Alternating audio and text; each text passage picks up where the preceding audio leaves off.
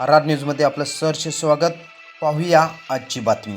शिरढोण येथील रयत शिक्षण संस्थेच्या रमजान शेठ बांधार विद्यालय शिरढोण येथे रक्षाबंधन सणानिमित्त राखी बनवणे कार्यशाळा इयत्ता 5वी ते 9वीच्या विद्यार्थी-विद्यार्थिनींनी उत्स्फूर्त सहभाग नोंदवला. या उपक्रमाचं खास वैशिष्ट्य म्हणजे विद्यार्थ्यांनी बनवलेल्या सुंदर राख्या पश्चिम बंगाल, छत्तीसगड आणि मणिपूर येथील सीमेवर असणाऱ्या जवानांसाठी पाठवण्यात आल्या.